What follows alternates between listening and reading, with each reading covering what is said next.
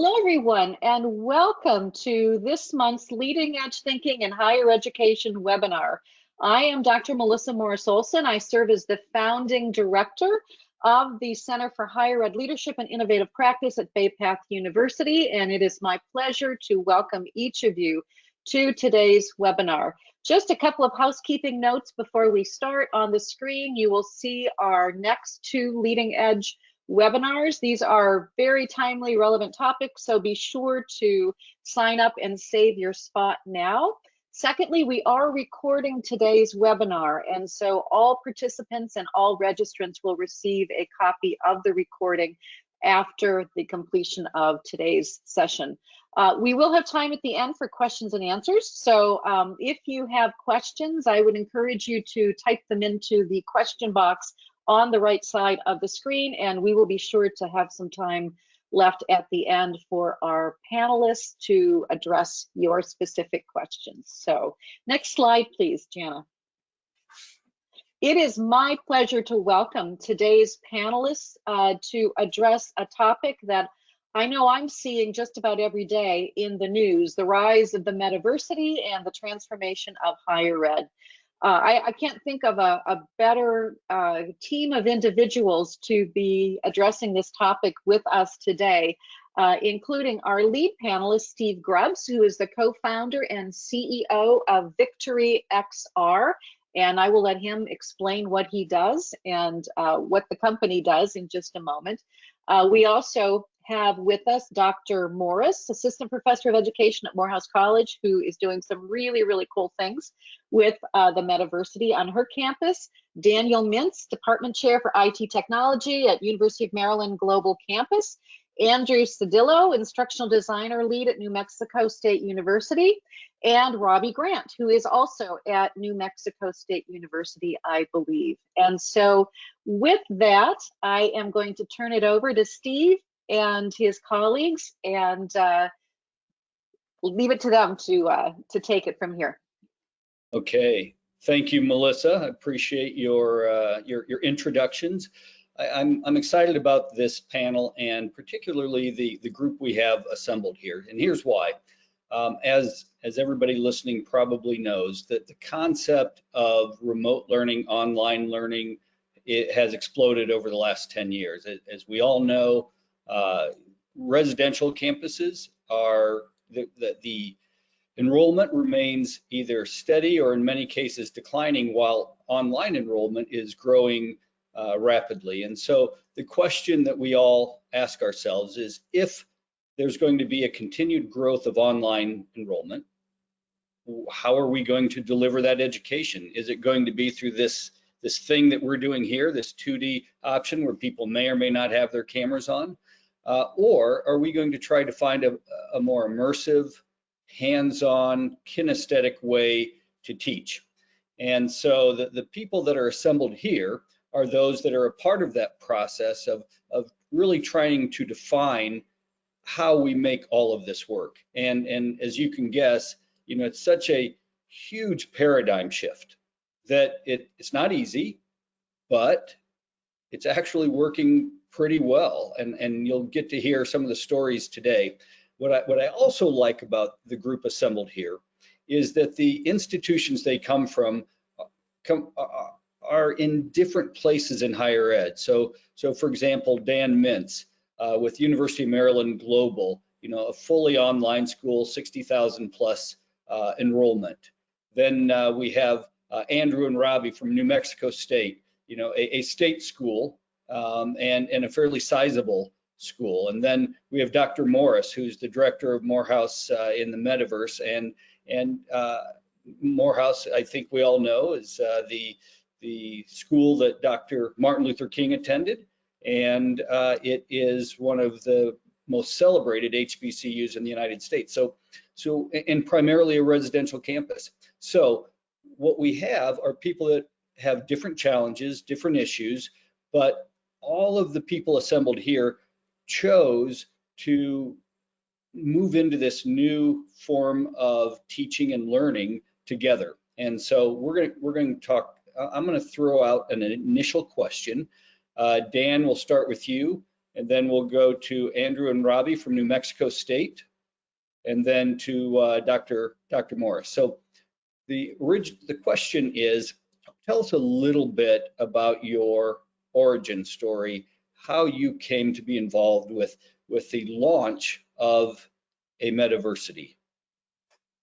So, well, thank you. I'm very pleased to be here. It's a wonderful panel, and I agree with you. One of the interesting things are the diversity in terms of the various institutions and the issues they face. The way it began at our university is within my department. We have a certificate program for developers of virtual reality and augmented reality, which is a very important topic, but still is just dealing with the creation of this activity. And it occurred to us that it would be interesting to look at what would be the impact of using immersive technologies in terms of delivering course content. So we were given permission I guess, in last year to set up a pilot program that will last probably 2 to 3 years to examine the use of this immersive technology in the classroom. And we had the fortune of running into Steve, you and your company, and became part of this initial group of Metaversity implementation. And I assume we'll go into more detail on that later. Yeah, that's about the right length of time, Dan. Thanks for setting the precedent. Andrew and Robbie, talk a little bit about New Mexico State's journey to a Metaversity. So Andrew and I, about 2.5 years ago, were tasked with trying to find real estate in the metaverse by our Vice Chancellor for Digital Learning Initiatives, who is actually a new position at New Mexico State University. She was hired 3 years ago. And so she kind of came to us and we explored some different avenues. Andrew was really looking at some really good technologies. And then I ran across a webinar that Dr. Morris was going to be giving. Watched that webinar, was kind of blown away with what Morehouse was doing, reached out to her, who put me in contact with Victory XR. First meeting with Steve, basically explained that we're an HSI MSI. That's what they were looking for their 10 D1 schools, and said, if you can do this in 2 weeks, you can join our pilot program. So I don't know if you know about stuff moving through in higher ed. 2 weeks is tight. We got it done, and the rest is kind of history. We're moving right along right now. Yeah, doing a great job. So sort of the granddaddy of them all, as we would say, is Morehouse College. And they were the very first Metaversity in the world. And Dr. Morris initially was a professor teaching inorganic chemistry. She did a great job. Morehouse really embraced it during the middle of the pandemic. And so ultimately the administration gave her the position of director of Morehouse in the metaverse. And so she leads the growth. And so Dr. Morris, why don't you clean this up and talk a little bit about your origin story, the origin story of Morehouse, and then anything else that we need to wrap up on this first question. Well, if you heard anything Robbie said in terms of you get 2 weeks, that's kind of how Steve runs things. You got to move in lightning speed, and we knew that when we met Victory XR that they were a company that was speaking our language, and it was like time was of the essence, and it was time to move forward if we really wanted to make and ignite change for our students and engage them. So I had worked with Victory XR with the summer program that I had been the science research coordinator for, which Upward Bound Math Science, if anyone knows what the federal TRIO programs are, and loved their customer service, loved the way that they worked, and also learned a lot about tech. And I'm a little techie. I have 5 sons, a husband gamer. So like for me, it was like, oh wow, we get to have fun in education all over again. And he showed us the synchronous learning campus that he had created, and it was beautiful, and it was like, wow, this could do so much for our students. And it was a time when we didn't know how long we were going to be remote, but we knew that our students needed to continue to matriculate through their degree process, and that they needed to be engaged. As a STEM person, someone in chemistry, our students don't really have the luxury of taking years off because they lose content and don't retain information. And if you can't see molecules, virtual reality is a wonderful way to be able to do that. And so it was a wonderful initiative, and we built the rocket ship as it was going to space. 60 days to launch. So Yeah, that's I would make one clarification. We work with whatever your time schedule is, but in the case of having these meta grants, we always have these deadlines we've got to meet. So, but the great thing is once you decide to move forward, it's a turnkey solution. It can all move pretty quickly. Next question before we move into some videos of your campuses. Let's go reverse this time. Talk a little bit about one use case that's proving itself on your Metaversity campus and why it's a better use than say the real world. Dr. Morris. okay, so best case that we've had is the data set that Dr. Odell Hamilton has put out, where he actually was able to measure student achievement in face-to-face classrooms versus online Zoom classrooms when we were just remote in the 2D format, and then when we made virtual reality the classroom. And seeing an 11.9% increase in student achievement across the board, that means all formative and summative assessments, was groundbreaking. You don't really get those kind of numbers regardless to the pedagogy that you switch to. And we knew at that time that virtual reality was really going to be something that was going to move us forward. And he continues to see that amount of growth. So anecdotally, we still have data that says the same thing. We've had 0 withdrawals, so students don't, have to start over or lose credits or lose time in school. And we're able to see students envision who they really want to be in the world by being in this space. So we had good success. Great. Andrew or Robbie, talk about one great use case from New Mexico State. Yeah, so in my case, I teach a course called EDLT 3110, and I've taught this course for about over 5 years. And so this is something I got to experience myself. So these are going to be future educators who are going into the classrooms. And the great thing about this is that they get the opportunity to actually see what it's like to teach in a real classroom. A lot of these future teachers have never even been in a classroom ever. So this was a really cool opportunity, the fact that they got to design lesson plans that they would give to real students and actually practice it in front of our class as if they were the teacher. And the neat thing about this is we're in this virtual reality classroom. They're providing the lesson to our group, and afterwards I'm able to actually talk with them in the VR space, coach them up, share with them just things that they could do differently. But the best thing is that they're learning from experience. So what I was able to observe is just the amount of detail that was changed and written over time when they would write their lesson plan. So for example, now they're speaking on experience because they're actually doing something versus just reading and responding to some discussion posts. These students are actually going into this virtual classroom, delivering the lesson as they would in real life. And then after, when they're able to write other lesson plans, they're able to write about it differently. Now they're actually seeing themselves walk into the classrooms. They're seeing how their students are seated.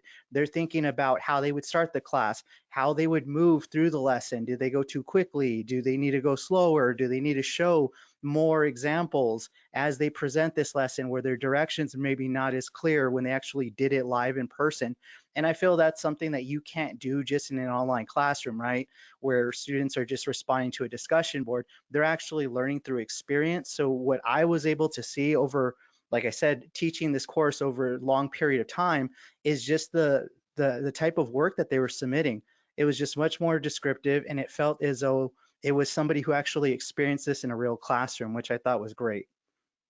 Yeah, Professor Wall at Northern Illinois University is using it in a similar way with PE teachers. He's got his gym and students, and it's pretty cool. So Dan, would you talk about a great use case at UMGC, but then would you also touch on your monthly newsletter, which I just think is outstanding? So we're in the middle of doing our 7th the 7th of our pilot classes, but referring to the very first one, which is as much trying to figure out how to do it, was a Speech 100 class, where the students met and in this immersive environment and interacted and spoke to each other.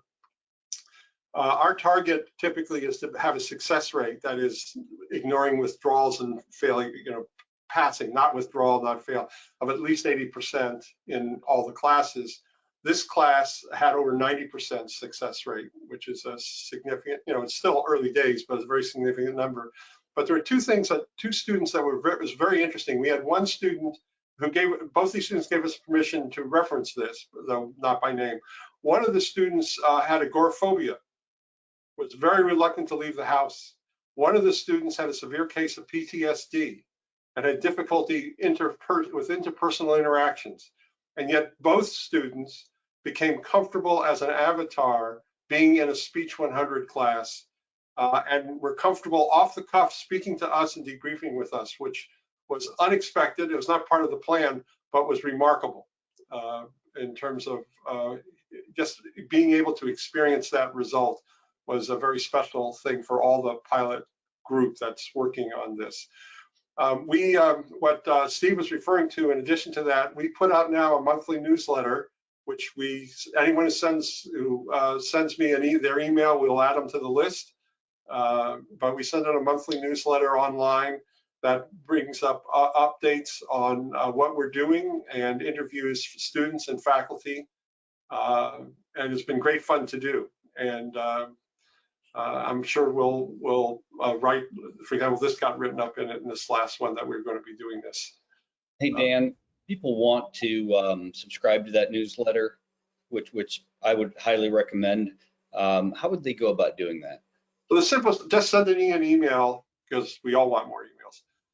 Daniel, D-A-N-I-E-L, Daniel.mintz, M-I-N-T-Z, at umgc.edu. And send me a note, tell me you want to be in the newsletter, we'll add you to the list. Okay, great. Joanne, I am ready to share a couple of videos, but I am not seeing my sharing powers granted at this point. So if you can help me with that, I know you're listening there. So one more question before we start sharing videos. So thinking about, if you were to explain to people who have never been on a Metaversity campus, give me a short explanation. And I think I just need Dr. Morris to answer this question. What is a short explanation of what a Metaversity campus is and how it contrasts to both to Zoom? Oh, wow. So a Metaversity campus is an immersive space where students can actually gather as full hyper-realistic versions of themselves and interact. So for me, Metaversity life is more about academic classes as well as bringing the social, emotional learning environments all together. So everything that college life is supposed to be. It's supposed to be enriching and fulfilling and inspiring. And that's when you find out who you're supposed to be in the world. And I think that the Metaversity model does that for many students who aren't always able to experience college the way that they should because of limitations just on their lives, just the responsibilities that they have or the jobs that they have to take care of themselves and their family. And it allows you to engage in the same way that you could on campus. So we love it because we get the academic courses and then we do like our Metaverse Gala and we get to engage with all stakeholders in our community. So that part is really, really fun and giving students an opportunity to be with one another and gather at times when they can't, study late at night in study sessions. All of those things are really important to making the magic of a Metaversity work. Great. All right. Well, let's let everybody actually see some of these campuses. We're going to start with New Mexico State. And Robbie, so New Mexico State has a beautiful campus, but in this case, I'm actually going to show the dorm room. Would you talk a little bit about the value after I show this video?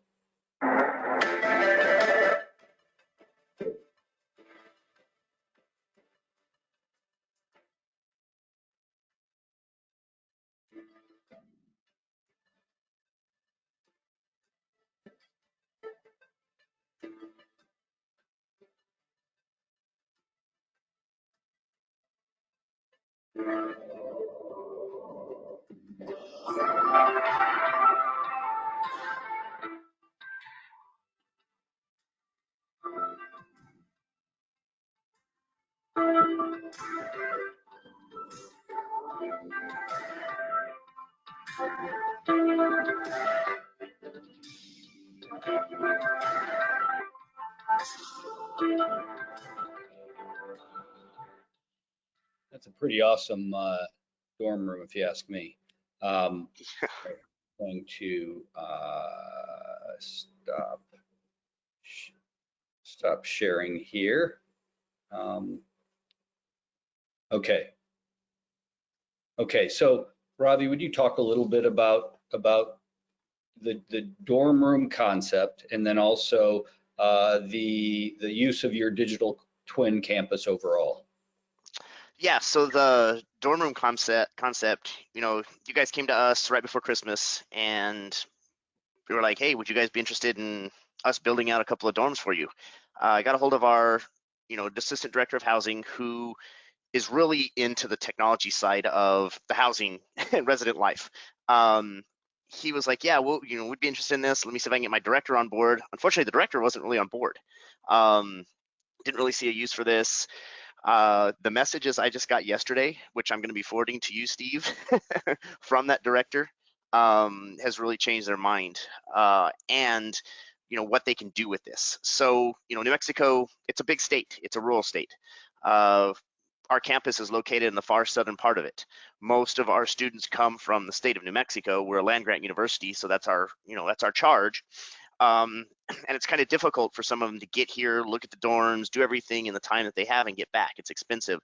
But with this technology, they're able to log into either the Engage app on a computer or through the headset. The headset is the more immersive experience, and walk around the dorm, get to see what it's like to be in that dorm room. It's branded. It makes it very welcoming. It's not just a empty gray space. So it really, you can see my pets back there in the background walking up on me. But it really gives the students that immersive experience without having to travel, the 400 or 500 miles to campus first to look at their dorms and see what they're going to be like. It was really a great project, and we've got some more information to provide to you here over the next few days. Yeah, and do you expect that they would also then tour the whole campus, the whole digital twin campus, as well as the dorm? Yeah, as we move along with this, our campus is 956 square acres, so it's not a small campus. It's 162 buildings, something like that.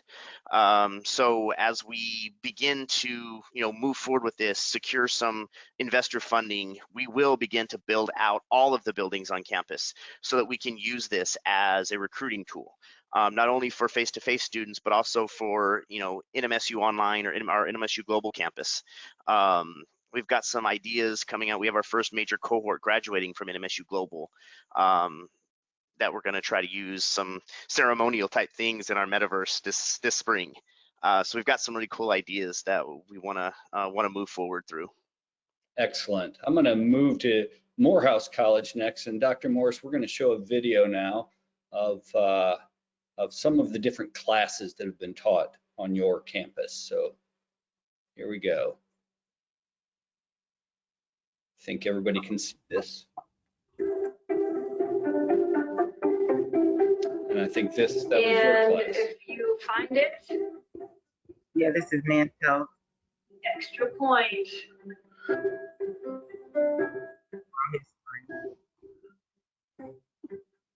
And so the war is escalated, and so the powers in Europe escalated. And advanced organic chemistry.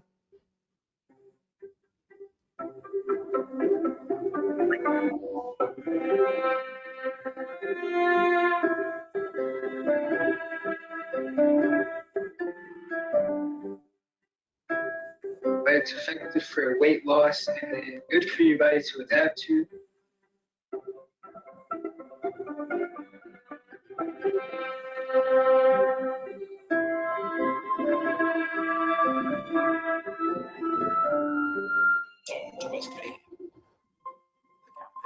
already beginning to expose serious flaws in Napoleon's plan.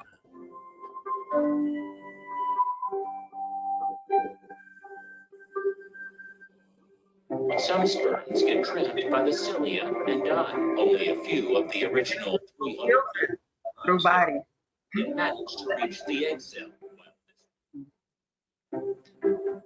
Okay, let me stop sharing now.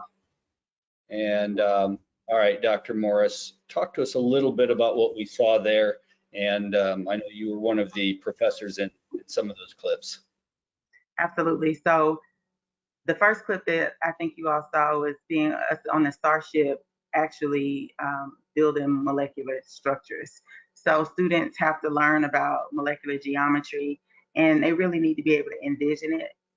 You saw us also in space, like just in open space, which is wonderful because where students learn how to skill build those molecules and have them as large as they want or as small as they want is in that open space. So we were able to take them. They, it forces them into the astronaut suit. So students, when they see themselves in this environment, they automatically feel a certain level of competence. And that leads to persistence throughout the major, right? Because they're able to actually see themselves as these scientists in space where molecules are in atoms, and the Big Bang Theory created all of this, all of these elements for us to enjoy and to explore in these substances. But students actually got to build molecules. And then Dr. Ovell Hamilton's world history course, they were on a battlefield. What part you didn't see was they put a map, a huge map on the ground, and then a plane in the top, and students were able to look down on the map and see the way the battle lines were formed and how people maneuvered and had to get supplies and all kind of different things about the logistics of war. And I thought that was really, really nice. And then you saw our men's health course, which is a non-science major course. So it's for first year students. And we actually had 2 students that took that course that were business majors and decided to change their major to biology. They are now graduating with a biology major and headed to med school. But it was because they felt like this course gave them the ability to see themselves as biologists. They were blown away by the possibility that they too could have the aptitude to be in a STEM field. So it has been life-changing for our students. We continue to see achievement across the board. We continue to see our neurodivergent students actually come out of their shell. So Dan, you mentioned that what you did about students. We had a student with a severe speech impediment, and he was able to speak in front of Victor Exar interviewed him, and he didn't stutter any, not one time. And now he's implementing and showing elementary school students this technology in his line of work now. So he did go into the classroom because he said this was so inspiring and he wanted to make sure the had that opportunity. So it's been real rewarding. Excellent. So before I go to UMGC, I want to go back to New Mexico State and show a digital twin of their campus. So we saw the dorm room. This is of their actual campus. And I think, I've actually never been to New Mexico State other than the digital twin version, but I think Andrew and Robbie would tell you that this is a very, very close replication of the actual product. So I'm going to show that, but then we're going to go to UMGC because they had a very interesting issue when they went to build their digital twin campus. So let me share and show you the New Mexico State. All right.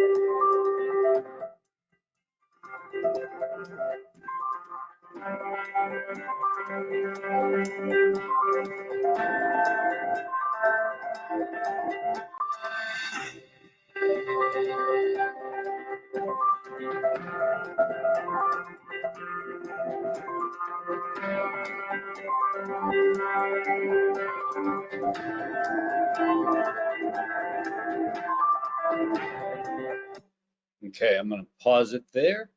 Stop sharing.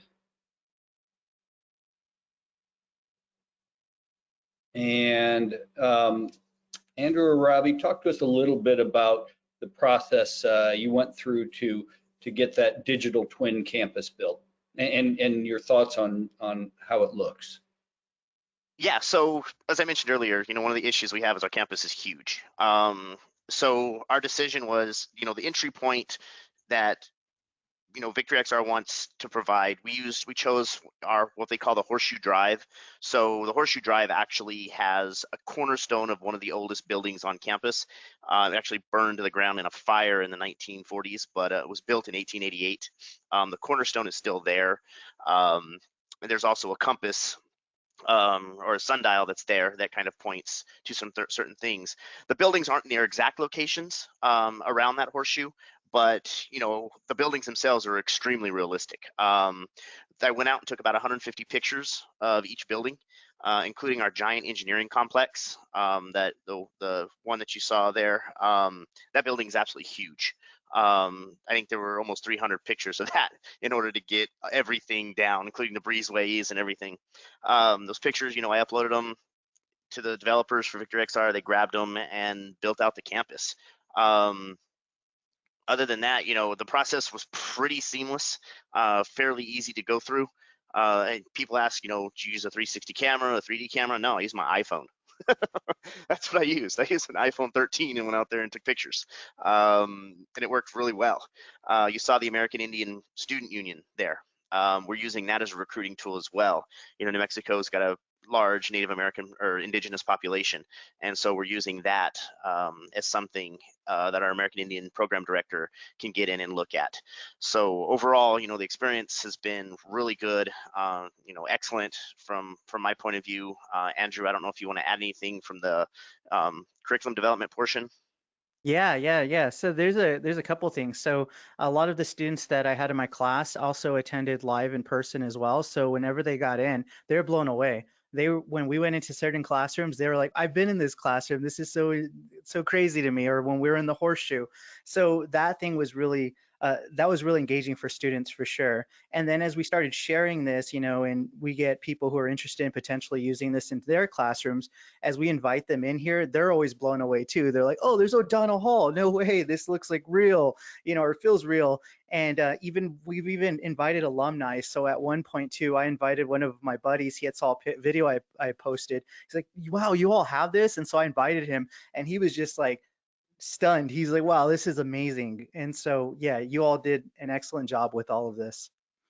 Yeah, it's a great team that builds this, and obviously after having built 30 or 40 of these, they're pretty good at this point. So what's interesting is that every digital twin Metaversity campus we've built has been based on an actual campus.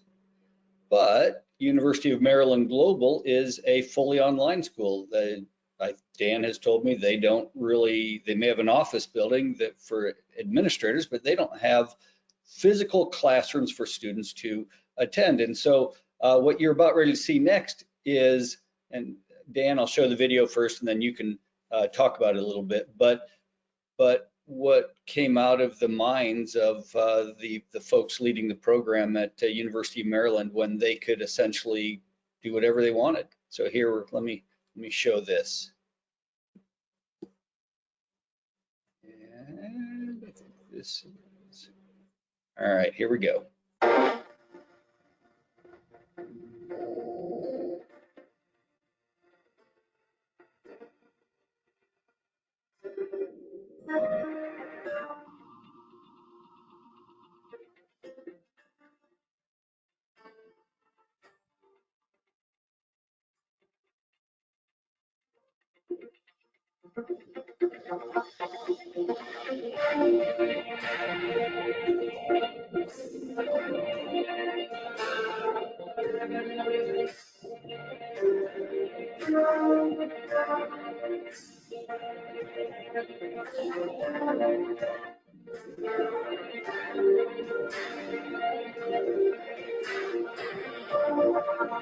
I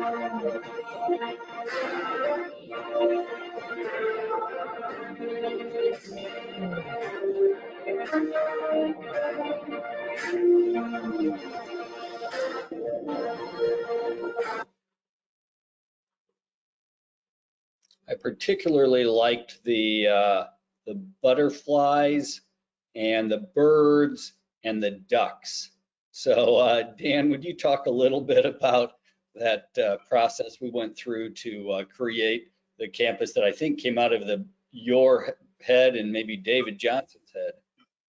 So just one minor thing to just correct. We rent space or have space at military bases actually all around the world where we do teach in person, but we do not have a physical campus.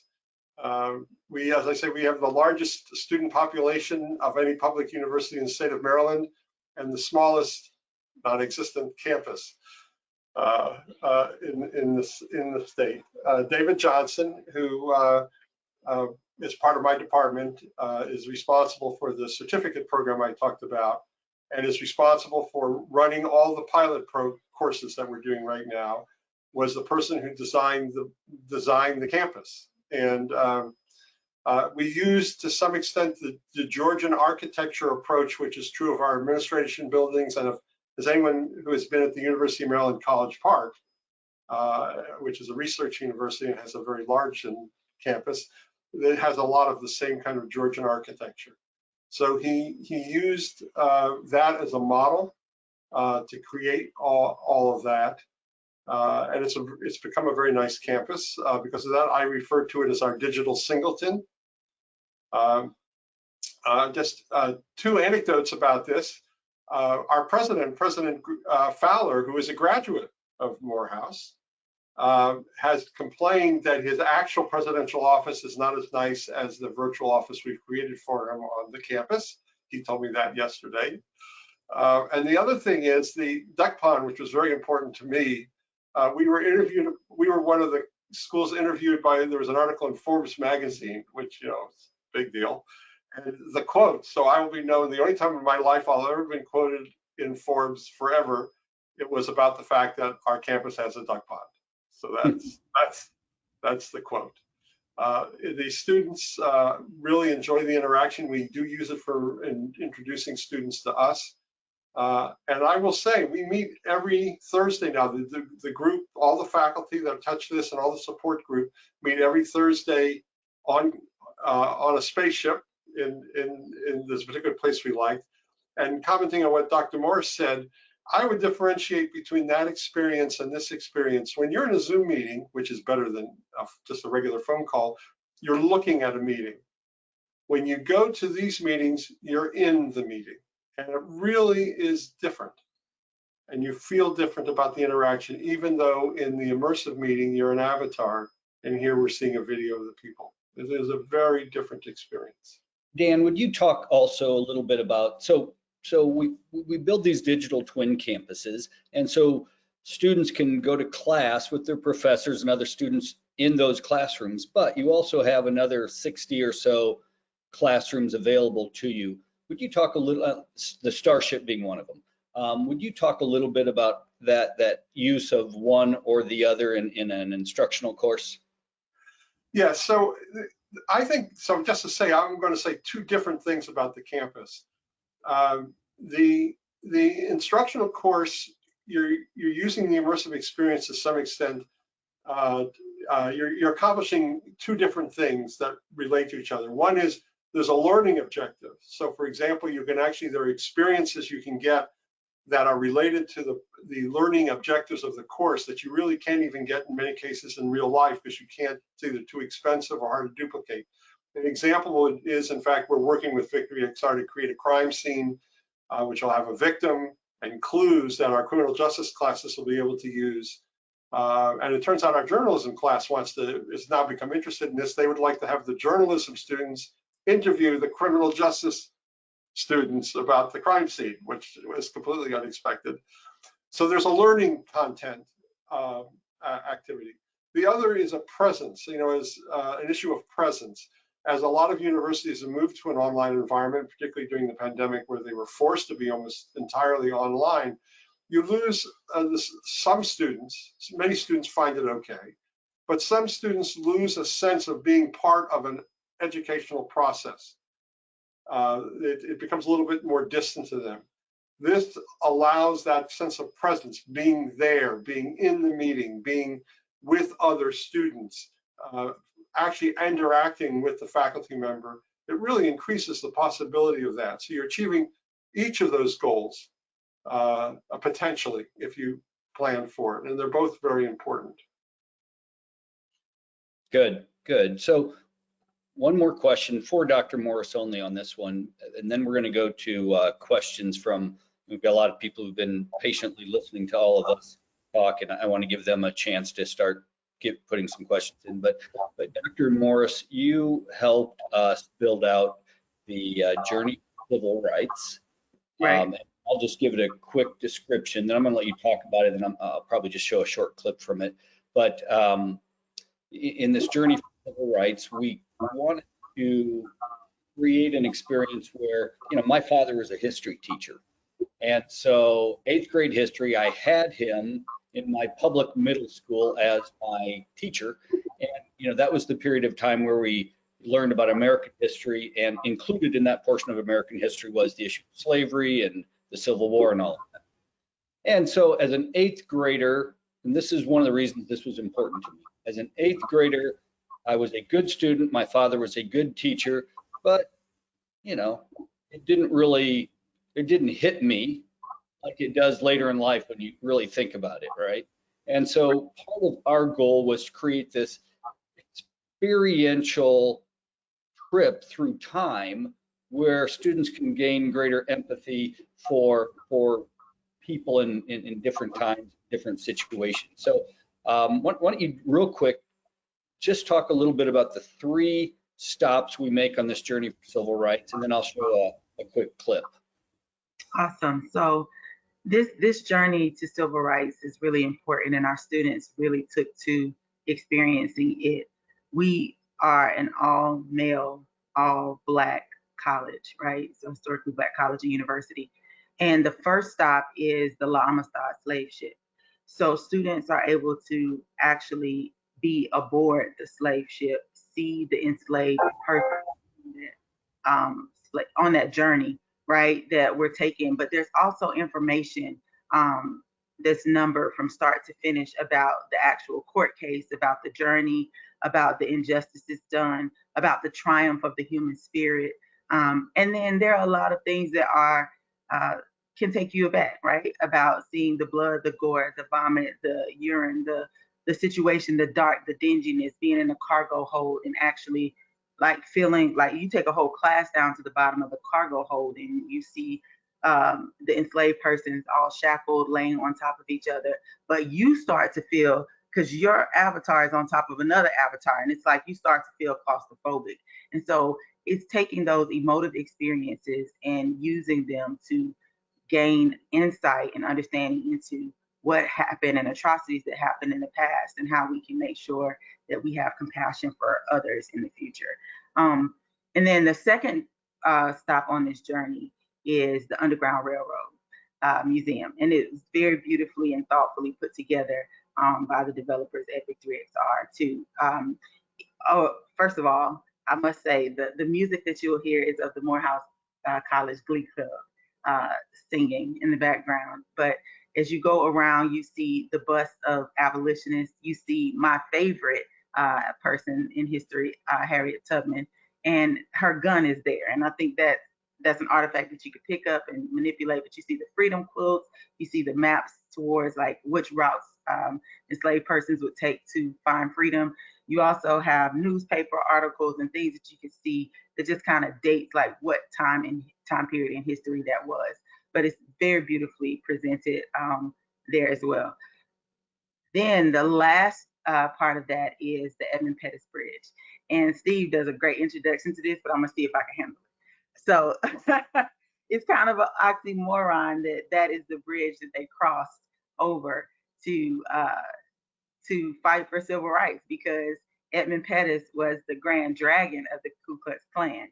And that bridge symbolizes freedom for a people that was, brutalized and terrorized. And so really it's a shared history of how when we all come together, we can overcome so many different things.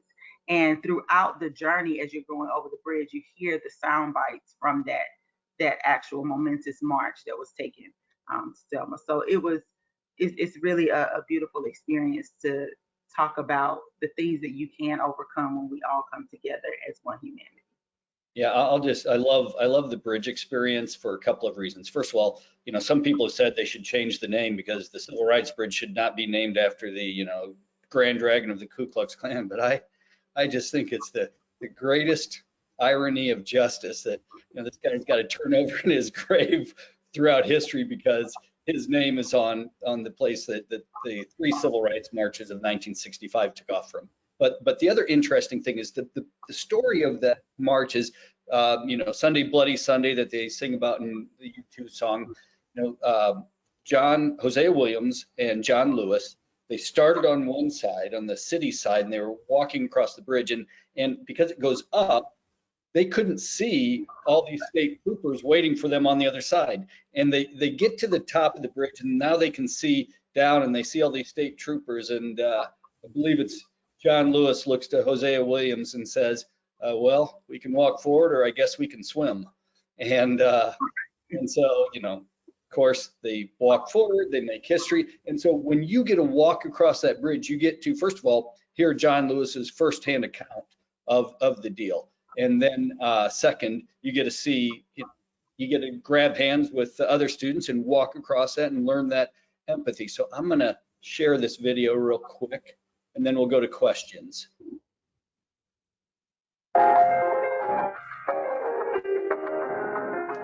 Amistad slave ship.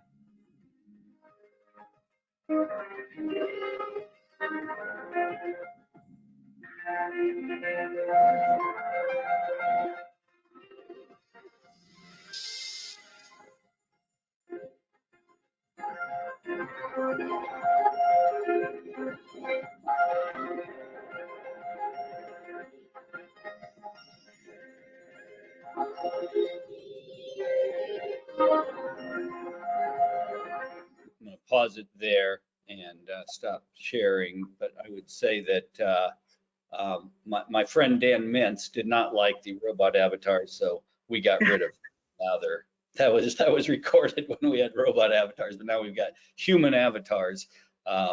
So anyway, all right. Let's go to questions. And Joanne or Melissa. Yep, I can do that for you. Okay. So question is, actually there's a bunch in here. Sorry if I missed this, but what software or tech solution are you using to build and host your Metaversity? So I'll answer that one initially, and then if anybody else wants to chime in.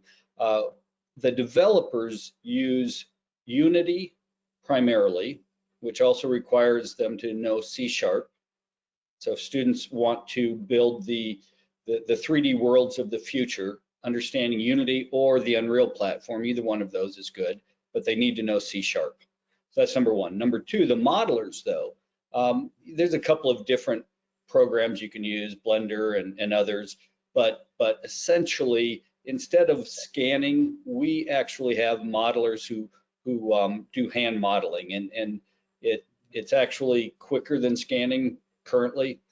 So it works really well. And I mostly want you guys to answer the instructional and program questions, but if anybody wants to jump in on that, Dan, I know you guys have a program that teaches some of this. You know, I don't. We use all the same tools that you're talking about. We have been taking some of our own picture. You know, David is Johnson has gone on and actually, when he created the campus, part of that, he took pictures that you then passed the multiple pictures, just like New Mexico did, I believe, from the discussion they had, and passed that information on to you. Okay, and I would also say that the Metaversities are hosted on the Engage platform, but the simulators are hosted on our own Victory XR platform. So over the next month, we'll be rolling out, medical device simulators and welding, carpentry, drones, robotics, nurse tech, med tech, all of those. And so we really wanted to create a simulation world where students can touch machines, manipulate them, hook them up to patients. If they hook them up wrong and we lose the patient, we'll just bring them back to life. That's the beauty of high stakes, low stakes training through simulators. So Melissa, let's go to the next question. Okay, the next question is, what, if anything, needs to change in the public or private sector to facilitate the growth of the metaverse and metaversities? Okay, who wants to take that one?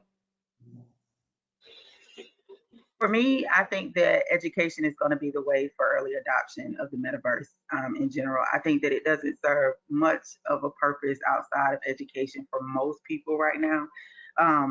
So entertainment and socialization after being in a pandemic makes people want to be outside, right? To go and see people in person. But in the event that you can't, you can always socialize and greet and gather in the metaverse. However, that's not a sustainable initiative.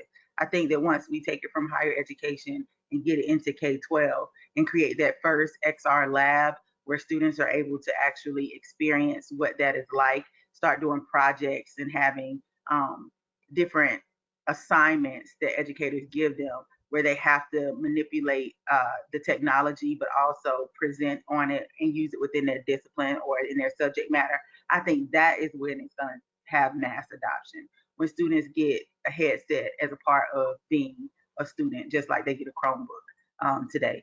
I think that's going to be when we see like a real turn towards more people wanting to be in the space, even for just socialization's sake. Right now, it's still kind of in the higher education realm, people that are doing it. Not many high schools or even elementary schools get to experience extended reality technologies. Other than like going to some play village or whatever and being in an arcade setting and putting on a headset. But otherwise, I think mass adoption, education, K-12 education. Yeah. Go ahead, Dan. There's two quick things. One is I think two sort of a little bit contradictory things. On one hand, I think we're probably a generation or two where we understand we're talking about hardware changes are very fast, away from what will lead to greater adoption. I mean, each generation gets closer and closer to practical equipment, but I think we're still a little ways away from that.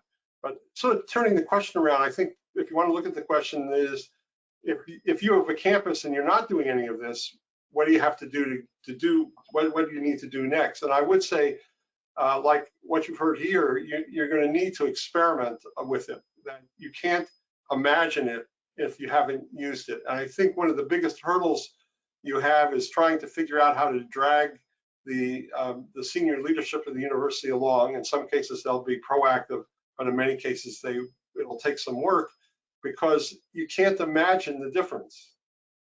I mean, when I tell people, when you're in a meeting with avatars or you're interacting with people, that is more dramatic, more connected, you have a greater sense of being there than when you're doing video like this. Unless you've done it, you don't believe it. And so that one of the challenges I think we all face is making sure that the leadership, the people who have often have budget and things like that, become more familiar with this. So it'll take some experimentation and trying it out. Yeah, and to add to some of that, I think cost, especially for a land grant institution like us, MSI, HSI funding is a big issue. Now we have, our leadership is extremely excited about this, and they have gone out and secured funding for us. They've gone out and found private investors to provide us the creation of a VR center on campus. So that's what we're going to be working at for the next 2 to 3 years, is developing this VR campus, this VR center on campus, and then getting in and showing practical use. That's a big thing, because a lot of faculty that are currently at universities, came on at the beginning of Second Life, and Second Life was seen as a game. It was a computer-based game at the point. Yes, it added gamification to courses, but it didn't leave a good taste in a lot of people's mouths. So actually showing application to this, and then looking at, going 2 different directions. Yes, education, but also jumping as an educational institution, jumping into the private industry and assisting private industry with the, training and support that they need to, advance and upskill their employees, and showing that you can use this technology to do that. So I think if you look at it from all those angles, that's kind of how you're going to grow this over the next few years. And for us, one of the proposals I have, is within 5 years to offer a fully Metaversity degree. So you come, you enroll in a program. That program if tuition includes the headset, it includes a stipend for high speed and faster internet. It's an all-inclusive, where students aren't having to worry about, how do I find the money to buy a $300 headset? How do I, go through this, and all the support behind that. So it's a proposal right now. I've had I presented this at a conference last week, and a lot of some of the people in the conference kind of jumped up and were like, wait a second, we already have students who don't want to leave their bedrooms. Now you're going to put them in a full degree? And I'm like, well, they're already there. Like, yes, I understand the health issues that go along with being sedentary, but we have to meet the students where they are, and that's where they're at. So and I'm not talking about an entire 4-year bachelor's degree. I'm talking about certificate or a graduate degree or something like that, where they need this type of immersive technology. Well, and Yeah, we and know. then I was going to say too, also support too what Robbie and Dan were saying too as well. One thing that really kind of going off what Dan was saying just about actually using this tool is, I had students this past semester who 24 out of 25 had never ever used a virtual reality headset ever. And so this was all new to them. And one of the things to get them comfortable is by telling them, hey, find apps. There's exercise apps, there's games. Use this tool for something other than what we're doing in class, so that you find a purpose, and it becomes more of an everyday life thing. So all of a sudden they're using tools, they're playing games like Supernatural, Beat Saber for exercise purposes, but they're using it daily for that, but then they're also using it for learning purposes. So now this tool almost becomes like a smartphone, how we use this for so many different things because it has so many purposes. That's what this VR headset is almost becoming. And I feel that's what people have to do, is actually use it, try different things. And once they find things that, that they really like, they'll keep coming back to it. And then eventually it just becomes a normal part of life, right? And then as far as extending outside of education, I agree with Robbie, because one of the unique things about my situation is I was able to use it for teaching, but I'm also an instructional designer. And one of the things that we look for is enhancing learning experience. So when we work with these partners that are outside of education for workforce development purposes, and we're doing some type of needs assessment, and we're finding gaps in which they want their employees to be trained on, this is our opportunity to share, hey, virtual reality is an excellent choice for this. Have you considered it? No, I've never considered it. Can you educate me on this? And then from there, we start sharing with them how this can help them bridge those learning gaps or the skill gaps, and they become interested. And then over time, again, that's when it starts growing. But that's just my experience with all of that. And I would also add, before we go to the very next question, 20% of students are already fully online. So this issue of whether we're going to have students walk to class or not, that ship sailed. And so, our point is learn in both worlds. And there's no reason students can't learn in both worlds. So, Joanne, do we have another question? Yeah, this goes to the partnerships. It says, have you thought about partnering with government programs such as NOAA and NASA for science curriculum, and see what other programs are out there for other subjects?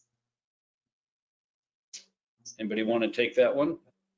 Well, the short answer, I'm sure the short answer, I think, for everybody is yes. I mean, the issue is we need to make sure that we have identified something that is going to be associated with the objective of the grantor. And there is certainly funding out there, and I think in particular related either to the creation of new content or trying to help underserved students and students who otherwise don't have access. So we usually, when we talk about it, one of the things that we talk about is it's difficult sometimes to bring the student to the education for a lot of reasons, economics, geography, things like that.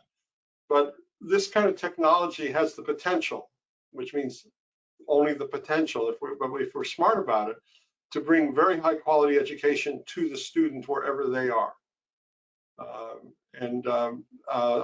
There is funding available for that kind of activity. Okay, Yeah, thank you. we have, first of all, Meta has been a very generous partner in seeding a lot of this, but Qualcomm funded Morehouse's very first proof of concept, and HTC Vive has been a participant. So there are a lot of technology companies who are interested in seeing that this works in the education space. So we will continue to focus on that. What would be the next question, Joanne? Is the intention to have these courses being fully synchronous? If so, how do we handle international students? Yeah, and I'll let somebody else discuss this, but what we all know is that they are both synchronous and asynchronous, so that if Dr. Morris teaches her inorganic chemistry class, she can also record that so that a student who might be 10 hours behind can participate, fully experience a 3D immersive class. The only difference is that Dr. Morris is not live, taking questions live. That would be done only during the synchronous class. Anybody want to expand on that? Well, just a little bit, and then others can add to it. We have, for example, though not in our first year of the pilot, we have a fairly significant number of overseas students. We have relationships with the U.S. Military. We teach active duty military in Europe and Asia, both face-to-face and online, and their families, and it's a very important part of the institution. So there's two issues. One issue is the synchronous part, and again, Steve is correct. We're not talking about suddenly becoming everything synchronous. We're still would have predominantly much of the class would still be asynchronous, but there would be a synchronous opportunity from time to time. And for that, from a timing point of view, you have both the need. You're probably going to need to have the class repeated a couple of times during the week, some at different time zones, so that for people to interact in live, that happens. And in addition, you would record it, and the recording can be what is spatial, what's called spatial recording. So it's actually as if you're inside the classroom. So that's one thing. But the other thing that the question didn't ask, but you'll have to also consider, is the headset. Getting the headset to the student. It's not as that practical in general, depending on the volume of students, to ship large numbers of these headsets overseas. I mean, it's just you could be waiting an extremely long time to get it through the process. So you'll have to look, I think, over time to looking at getting headset equipment locally, so that if, for example, you had students that you could identify in other countries, one way or another, you'd have to have the headsets most likely purchased in country and delivered, rather than shipped from a central place. Now that may change over time, but at least initially that's where we're headed. And Dan, you told me a few months back that you're finding 10 to 15% of your students show up with, they already have their own headsets? 10, let's say 10, a little bit below that, but more than zero, but not enough to be, unlike, for example, a laptop. The laptop is now, or something like it, there are a lot of things that have the power of a laptop, smartphones, tablets, is pervasive. There's enough there. It's clearly increasing year by year. But you're gonna have to figure out a way of supplementing it, either by making it integrating into the tuition payment or financial aid programs, or in some fashion having the academic institution subsidize it, or having the student pay for it. I mean, you're gonna have to wrestle through that topic. Yeah, this is one of those issues that will resolve itself over time, but during these early days, we have to figure out solutions. So, and everybody seems to be figuring it out one way or another. So I think we have time for maybe one or two more questions if we're time efficient. Okay. Joanne? Yep, there's two. Well, one of them is fairly quick, actually. The first one is Dr. Morris, how many of your students have VR headsets currently versus students who access the Metaversity and 2D platforms? None of our students access it in 2D platforms. We have over 450 headsets circulating our campus, and all of our students that enter our courses enter it in their headsets. I've only had actually one student who had eye surgery that could not be in the headset, and he accessed it on his phone or on his computer. And in the Morehouse enrollment's about 2,000, so you almost have headsets for 25% of the enrolled students on campus. Right, and growing. That's awesome. And growing. All right, Joanne, what's that next question? Great. And the last question is, Steve, can you speak to the cost of getting started with building a Metaversity for your campus or for a campus? Yeah, so it's surprisingly affordable. That a lot of people are surprised by that. So if you want a digital twin campus, and about half of our schools have us build a digital twin campus, the other half just utilize the basic template campus, the 60 classrooms like the Starship and the biology lab and on and on. If you want the digital twin campus, the cost is $50,000 to build out 5 to 7 buildings and 2 or 3 interiors and then the grounds. So it's not nothing, but you know, compared to building an actual building, it's very modest.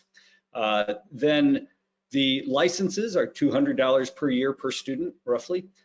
So that is, you know, $100 per semester. And the way I look at it is when I went to law school, my textbooks cost about $200. So it's one of those deals where, again, it's an additional cost, but in most cases, it's not prohibitive. And the pricing model's pretty much as simple as that. If I miss something, somebody can pipe up, but we try to keep it somewhat simple. I think what's so interesting is that we are in the era of the connected student. Most students don't even use notebooks and pen and paper anymore. Books are all digital. The bookstore has become kind of obsolete, and our students are all streaming or using some type of device to gain knowledge and get content. So we have to meet their needs, and I think this is the next way to do that for that student. The one thing I'd add sort of in general is I think this whole topic of the metaverse is distracting from the use case, the educational use case.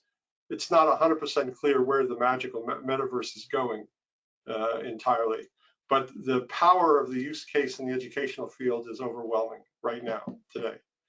And I haven't talked to a single academic partner, really, there's a lot of interaction that can't give some examples of how this was used in a positive fashion. Yeah, we're especially seeing it in like our community colleges where they need those skills, like in welding, construction management, construction. We have a huge influx of students in these areas, but we don't have the labs for them. So, you know, our welding tech program, which is, you know, nationally recognized, only has 14 stations. We've got enrollments of like 50 students. So our welding instructors actually are working from 8 a.m. to 9 p.m. almost every night so that they can have the labs open enough. With the metaverse and the virtual reality stuff, we can give them the same, where they get the same muscle memory and the same activities before they actually have to apply it. And it opens up a larger population to be able to come to school. I agree. Same thing with us in the chemistry lab. Having a digital twin of our chemistry lab did the same thing. We were trying to figure out how during COVID to get the amount of students in and out and rotate them, and we had to keep those labs open from like 9 in the morning to 9 at night, and it's brutal. But when you have a digital twin of it, they can go through experiments and become more efficient right at the bench and gain those skills. So very important. And it's safer. Mhm. It's safer. This has been a terrific webinar. I want to thank each of you. Thank Steve, Robbie, Dan, Andrew, and Dr. Morris for your presence and your willingness to share your expertise. It's obvious you're all doing some very, very, very interesting and exciting work. Steve, if any of our audience participants want to reach out to you, what's the best way to get in touch with you? Well, as all of our panelists would tell you, I'm extremely accessible on LinkedIn. So that's number one. Okay. Second, though, my email is steve@victoryxr.com, but as easy as it gets. So feel free to reach out to me in any way. Okay, I have a feeling you're going to be maybe inundated with follow-up requests, which would be terrific. So thank you all again. I'm going to invite Jana O'Connell, who is our Graduate Admissions Director, back to the screen to do a very quick close out for today's webinar. So Jana, go ahead. Hi, everyone. Thanks again for joining us. I just want to briefly let you know the graduate school at Bay Path. We are nationally accredited. We have over 30 graduate degrees, very small class settings. We're flexible and convenient. We have experienced faculty and student success focus. Some programs that you might be interested in. We do have a Doctor of Education, Educational Leadership program here at Bay Path. There are 2 concentrations. We have the Higher Education Leadership and Organizational Studies, which is our HELOS track for those that are interested in working in higher ed. And we have our Transformative School Leadership track, also known as TESOL. That's for our pre-K to 12 population. In these concentrations, there are 3 tracks. We have our 54 credit track. That's for students with a master's degree in any field. You can finish this program in 3 years. We have our 36 credit track. That's for people that have a degree beyond a master's. They either have an EDS or a CAGS degree. They're able to finish this program within 2 years. And we also have a 30 credit ABD track, which is for students that have done all doctoral work except for their dissertation, and they're able to finish in 2 years. We also have a master's in higher education administration program. This is also fully 100% online. It has cutting edge and relevant curricula. There's 4 concentration areas: our administrative leadership, enrollment management, institutional advancement, online teaching, and program administration. And also the master's in higher ed program can move into the doctoral program. If you're interested in learning more about these programs, you can feel free to reach out to myself. I work with both the HELOS program and the TESOL program. Again, my name is Jan O'Connell, and I'm the Director of Graduate Admissions here. My contact information is on the screen. If you're interested in the Master's in Higher Ed program, Kimberly Adamczyk, she is Assistant Director of Graduate Admissions. Her contact information is here as well, and she'd be more than happy to assist you. You'll also all be receiving an email with a recording of this wonderful presentation and with all this information as well today. So hopefully we look forward to hearing from you all soon. And thank you for joining us. Perhaps you will find our program in the metaverse sometime soon. Yes. We yes. hope. So Steve, I'll follow up with you. So anyway, Wonderful. Thank you again. Thank you so much to our wonderful presenters and to everyone who took the time to join us today. So, and thank you to Jana for your terrific logistical management of today's webinar. So have a good day. Thank you, everyone. Thank you. Bye-bye. Bye, everyone. Everyone. Bye-bye.